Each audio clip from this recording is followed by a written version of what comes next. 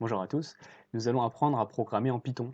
Donc le Python, c'est un langage de programmation qui est un petit peu plus compliqué que ce que vous avez fait avec les blocs sur code.org. Les grands principes sont les mêmes, sauf que Python, c'est beaucoup plus puissant. On peut faire des choses assez extraordinaires, même si c'est un langage qui reste simple. Voilà. Mais comme c'est beaucoup plus puissant, c'est aussi un peu plus complexe. Donc, pour apprendre ce langage de programmation, on va y aller très progressivement. Et la première chose que on va faire pour y accéder, c'est de suivre dans la fiche programmer en Python partie 1 que je vais vous envoyer par le planning, de l'ouvrir et de suivre les instructions. Voilà. Et vous aurez un certain nombre de vidéos tutoriels dans les instructions qui vont vous expliquer au fur et à mesure ce qu'il faut faire, ce que j'attends. Cette petite vidéo d'introduction, c'était pour vous dire aussi que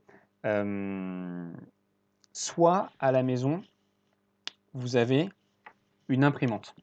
Et dans ce cas-là, vous allez pouvoir imprimer la fiche. Et du coup, si vous l'imprimez, eh ben, ce que vous faites, c'est que vous écrivez directement dessus. Voilà. Si vous n'avez pas d'imprimante à la maison, ce que vous faites, c'est que vous prenez un crayon et un stylo et vous faites les choses à la main. Donc quand il y a besoin d'écrire, par exemple, ici, regardez, on est à l'instruction étoile 4 et on est à la question 3. Donc au moment où vous répondez à cette question, vous prenez votre crayon, votre papier, et dessus, vous écrivez, je ne sais pas si vous voyez bien là, étoile 4, exercice 3, et puis la réponse à vos questions. Ce qui fait que sur votre feuille, moi je verrai, au moment où vous me verrez la photo étoile 4, exercice 3, et je verrai bien à quelle question ça fait référence. Je vous souhaite bon courage. La programmation, souvent, soit on adore ça, soit on n'aime pas trop ça. Ça peut être assez clivant. J'espère que vous aimerez programmer et prenez bien conscience en fait que tout ce qu'on fait, on le fait dans un cadre un petit peu scolaire, mais vous pouvez vraiment apprendre par vous-même à programmer pour faire des choses qui vous amusent, des choses qui vous intéressent.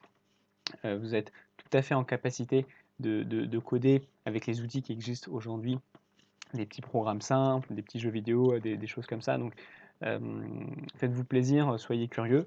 Et si ça vous intéresse, ce qu'on fait en programmation et que vous avez envie d'aller plus loin pour construire vos propres projets, j'ai plusieurs élèves qui se sont passionnés pour la programmation. C'est vrai que c'est un bel outil. Et bah, dites-moi, et moi, je vous enverrai des liens, des conseils vers des sites où vous allez trouver des ressources pour pouvoir construire les projets qui vous passionnent avec la programmation. Voilà.